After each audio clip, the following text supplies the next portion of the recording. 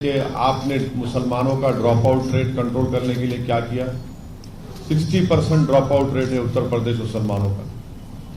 2% graduate होते हैं, 3% 12th पास करते हैं।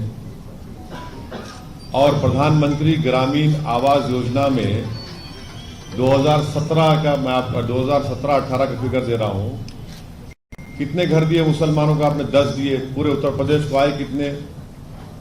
6 लाख के ऊपर। एमएसडीपी का प्रोग्राम है जिसमें 1600 करोड़ है उत्तर प्रदेश को माइनॉरिटीज के लिए, जिसमें से आपने सिर्फ 16 करोड़ खर्चा किए। झूठ पे झूठ इनकी, तो ये झूठ है इनका। और फिर जो एनकाउंटर हुए, अगर एक आलाजाद का लड़का गलती से एनकाउंटर हो गया लखनऊ में तो पूरे पुलिस वालों को सस्पेंड कर दिया आपने। तो ये इनकी एक आदत बनी हुई है झूठ बोलने की, और ये समझते हैं कि इस तरह से बोलकर वो अपनी गिरती हुई साख को उठा पाएंगे। मगर उत्तर प्रदेश की जनता देख रही है उनको, कैसे वो देख नहीं पाए कोविड के सेकेंड वेव में, जब गंगा के ऊपर लाशें तीर रही थी, ऑक्सीजन के लोग तड़प तड़प कर मर गए, दवाएं और इंजेक्शन नहीं मिल रहा था, रेमडेसिविर नहीं मिल रहा था, टोसिलमेज़ोब नहीं मिल रहा था, दफनाने के लिए जलाने के लिए लकड़ी नहीं, तो नदी के किनारे लाशों को जलाए तो कुत्ते लोच कर खा रहे, वो भी दुनिया की आंखों ने देखा। तो इस पर कोई तवज्जो नहीं है। जिस तरह 17 में कब्रिस्तान शमशान की बात शुरू हुई थी, अब इस तरह से दोबारा कर रहे हैं। उन्होंने कहा कि सबका साथ सबके विकास के तो मैंने आपको पूरा डेटा दे दिया, तो उसमें आपके दूसरे सवाल का भी जवाब है।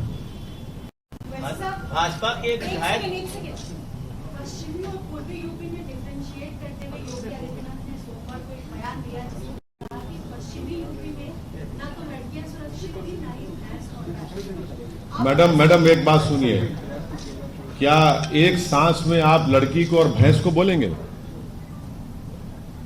ये महिलाओं से मोहब्बत है आपकी कि एक ही सांस में मुख्यमंत्री बोलेगा कि लड़की और भैंस और बैल? इंसान को इंसान के तौर पर देखो ना आप। ये इनकी मानसिकता है, इनका माइंडसेट है, ये इनका माइंडसेट है। पीछे से सवाल पूछो। अब माइक छोड़िए, हमारी आवाज अच्छी है। तो ये क्या है, एक ही सांस में कह रहे हैं महिला और बैल और भैंस?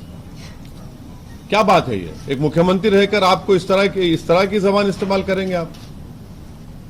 ये आप लोगों की महिलाओं के लिए ये इज्जत है आपकी? बिल्कुल गलत है। हम इनके इस तरह के बयान को बिल्कुल हम कंडेम करते हैं। हरिभूषण बचौल हैं जो बीजेपी के विधायक हैं, कहाँ के? कहते हैं कि आप जिन्ना का दूसरा रूप। कहाँ के हैं वो? बिहार के हैं, मधुबनी से हैं, बिस्मिल के विधायक।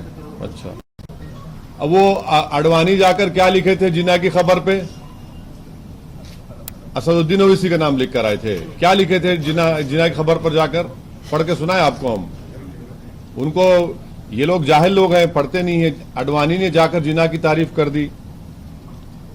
हम यहां पर हैं तो जिन्ना के पैगाम को रिजेक्ट किए, 2 नेशन थियरी को रिजेक्ट किए, तो यहां पर है। तो इनको हर आदमी इनको वही लगता है जो माइनॉरिटी एम्पावरमेंट की बात करता है, तो इनको वही लगता है, बस वही पुराना कैसेट चलाते हैं। आपको उन्होंने कहा कि आप तालिबानी सोच के हैं और आपको अफगानिस्तान चला जाना चाहिए। आपकी पार्टी यूपी में भी चुनाव, आपने देखा था कौन, जब एयरक्राफ्ट हाईजैक हुआ था तो कौन मुल्ला उमर को लाके छोड़ा? वैसे ही लाके छोड़ा वो नहीं। एक मिनट नहीं, वो जो कौन लेकर गया था यहां से टेररिस्ट को, लेकर गए थे, ले जाकर प्लेन में ले जाकर तालिबान के पास ले जाकर छोड़कर आए। अच्छा, दूसरी बात, भारत की जमीन पर हमारे एम्बेसडर ने वो कौन सा उनका तालिबान का लीडर, नाम भी नहीं याद नहीं आ रहा, उनसे मुलाकात की, तो क्या आपने क्या कबाब खिलाया उनको? हाँ, नहीं, बिरादर नहीं है, दूसरा है वो। तीसरी बात यह है कि हम डिमांड कर रहे नरेंद्र मोदी से, अगर नरेंद्र मोदी की सरकार में दम है तो वो तालिबान को टेररिस्ट घोषित करे, अनलॉफुल एक्टिविटीज प्रिवेंशन एक्ट में उनको शामिल करे और ये साफ देश को बता दे नरेंद्र मोदी की सरकार के भारत यूनाइटेड नेशन की सैंक्शन कमेटी का चेयरमैन है और भारत ये तमाम तालिबान के 100 लीडर्स को डीलिस्ट नहीं करेगा डीलिस्ट, उनको एश्योरेंस दे मुल्क को। और आपने वाजपेयी जी की सरकार, मनमोहन सिंह की सरकार और नरेंद्र मोदी की साढ़े छह साल से सरकार, भारत के 35,000 करोड़ रुपए खर्चा किए गए अफगानिस्तान में, फिर ये कैसे आ गया? ये कौन जिम्मेदार है इसका? आप बताइए ना इन चीजों को, आप नहीं बताते। आप कह रहे हैं कि अगर प्रधानमंत्री मोदी में दम हो तो वो तालिबान को टेररिस्ट, सुनिए हम क्या, हम सुनिए आपको तकलीफ हो रही है, सुनिए, तालिबान को वो टेररिस्ट घोषित करेंगे। आप हमसे सवाल कर रहे हैं ना, आप घोषित करिए ना, यूएपीए में लाइए, यूनाइटेड नेशन की सैंक्शन कमेटी में ये तमाम के तमाम लोग टेररिस्ट को डिक्लेयर कर दिया गया है। वो हक्कानी नेटवर्क कौन है जिसने भारत के डिप्लोमेट को मार दिया था अफगानिस्तान में, काबुल में? वो उनका अभी मिनिस्टर बना हुआ है। तो आपको कौन रोक रहा है? आप सत्ता में है ना, तो हमारा मुतालबा सरकार से, आपको गवर्नमेंट करिए ना, क्यों नहीं करते आप तालिबान को क्या मानते हैं? क्या मानते हैं? क्यों आप ये सवाल हमसे क्यों कर रहे हैं? क्या मानते हैं? हमको क्या करना है तालिबान से? आपने मांग किया है ना, तो आप तो हम को क्या मानते हैं? हम देखिए, आतंकवादी मानते हैं? सरकार से हम पूछ रहे हैं, हमारी सरकार से हम पूछ रहे हैं कि आप उनको, यूनाइटेड नेशन ने उनको तो आतंकवादी कह दिया, उनके लीडर्स को। आपने अब तक उनको यूएपीए में इसमें क्यों नहीं डाला फिर? और ये इनके जो ये रिकॉर्डिंग कंपनी के जूक बॉक्स है, बक बक बक बक करते रहते हैं, बकवास। अरे तुम्हारी सरकार को बोलो ना जाके। सर लेकिन तालिबान को आप क्या मानते हैं? अपना स्टेटमेंट क्या आप तालिबान को क्या सरकार से सवाल कर रहे हैं, हम तो आपके प्रेस कॉन्फ्रेंस अरे आपने हमसे पूछा कि किसी बीजेपी के नेता ने तालिबान के बारे में हमसे ये कहा है हमारे बारे में। अरे भाई, क्या हर मुसलमान इनको तालिबान नजर आता है क्या? आपकी राय क्या है?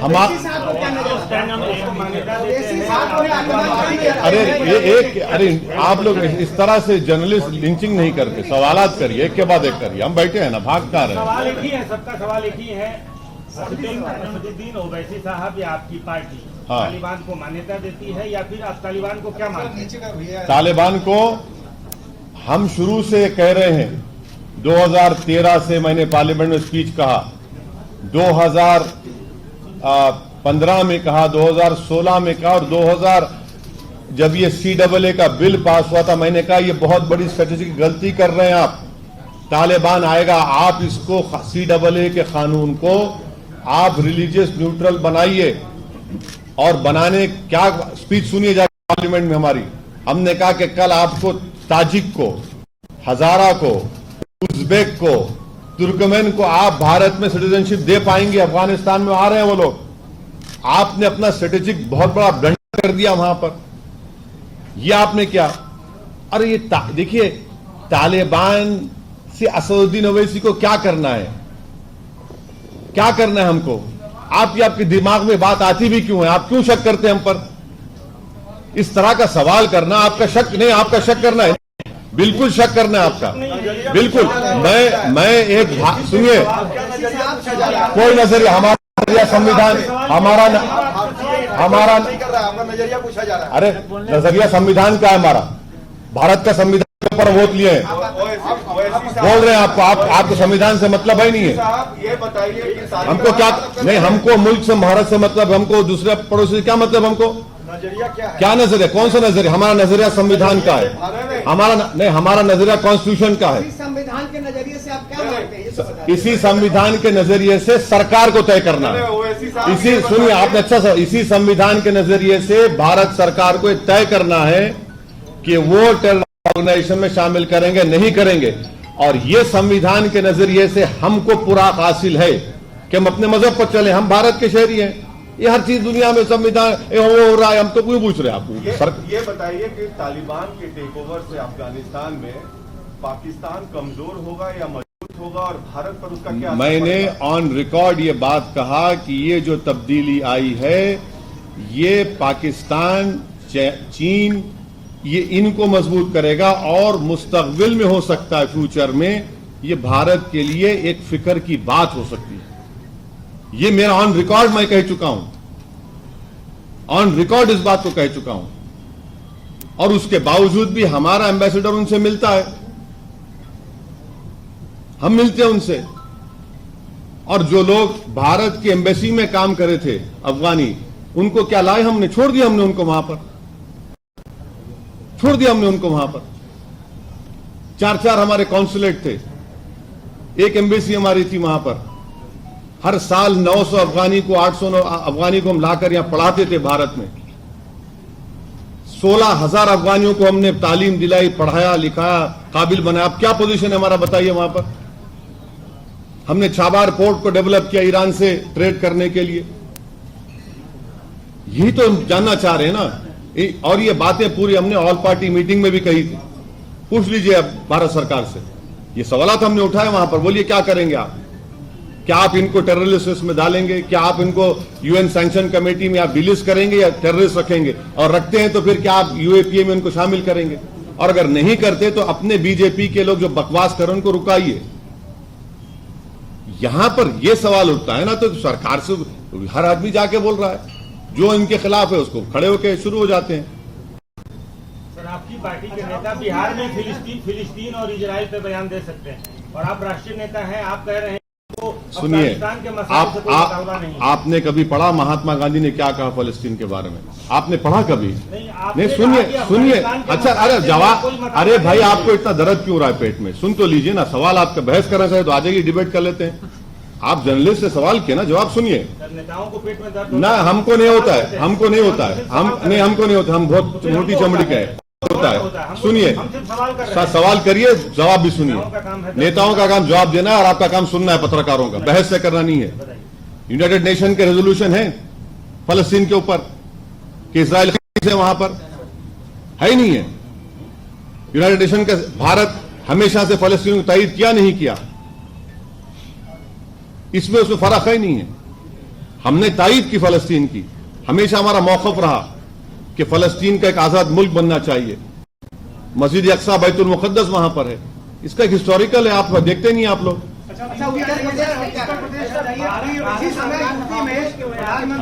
मोदी और योगी महेंद्र प्रताप यूनिवर्सिटी और अलीगढ़ में डिफेंस कॉरिडोर की शुरुआत कर रहे हैं। महेंद्र प्रताप के बारे में ये कहा गया कि एएमयू में उन्होंने बहुत जमीन दान दी थी, लेकिन कभी उनका कोई जिक्र नहीं किया गया। ठीक है, उनके आसपास ये बन रहा है, तो इसको आप कैसे देखते हैं? नहीं, गलत बात है। महेंद्र प्रताप साहब का तस्वीर भी है, उनकी इज्जत की निगाहों से वहां पे देखा जाता है और उनकी बड़ी कदर की जाती है। तो उस जमाने में मुस्लिम उलेमाओं के साथ जाकर एक हुकूमत भी बनाए थे, तो ये बात गलत है। उनकी बड़ी इज्जत की जाती है, कोई बात नहीं है।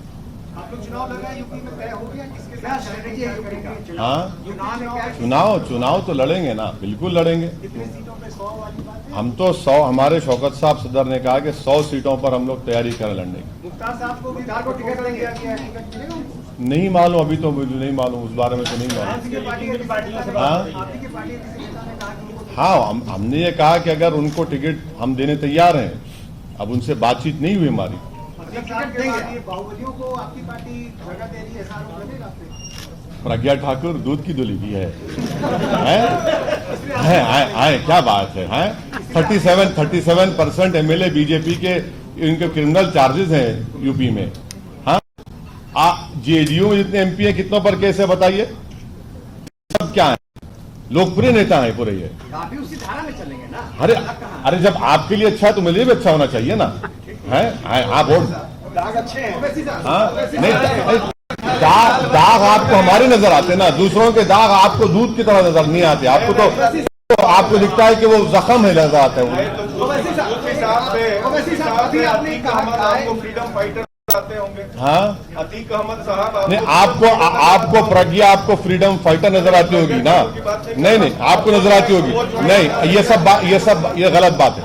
उनके ऊपर चार्जेस हैं, कोर्ट ने प्रूव नहीं किया उसको, और इलेक्शन कमीशन उनको इजाजत देता लड़ने की। अगर आप फ्रीडम फाइटर की बात करें तो फिर चलिए सबकी बात करिए, कौन रोक रहा है आपको? अतीक अहमद फ्रीडम फाइटर है। अतीक अहमद के शहरी हैं और लीगली वो इलेक्शन लड़ सकते हैं, उन पे क्रिमिनल केसेस हैं और अभी तक वो इलेक्शन लड़ सकते हैं, लड़ेंगे, क्यों बात है? आप लड़ा रहे हो? बिल्कुल लड़ाएंगे। गिरफ्तार भी आ रहे हैं। नहीं, वो बात अभी नहीं, जब होंगी बताएंगे आप।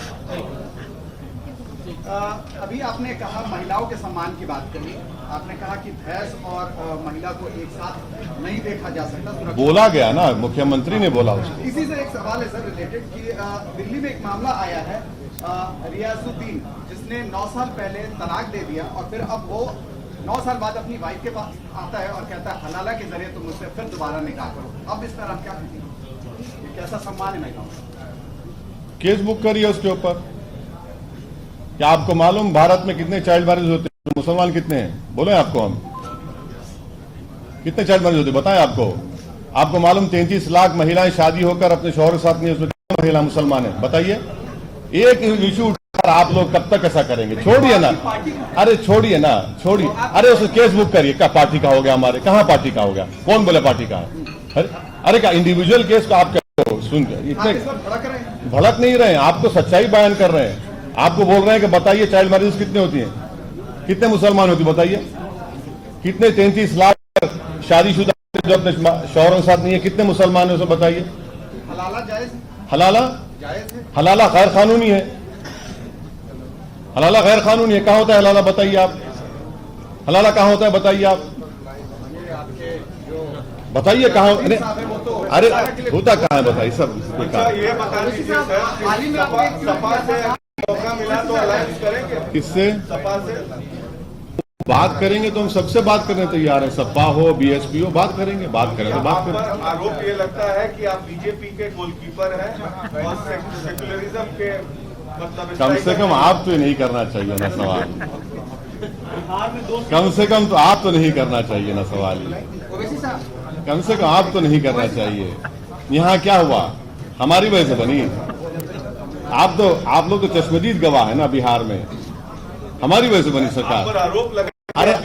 अरे आप देखिए, आरोप छोड़ दीजिए, मगर आप तो यहाँ के एक जिम्मेदार जर्नलिस्ट हैं। आपने तो देखा ना सब चीज यहाँ पर, कहाँ कैसे जीती बीजेपी, यहाँ पर किसको 60 सीट मिले, कौन हार गया, ये सब चीजें। ये तो इल्जाम लगते रहता है भाई, उसको कोई फिक्र की बात। बंगाल के बारे में कहा जाता है कि बिहार में लागू करना चाहती है सरकार।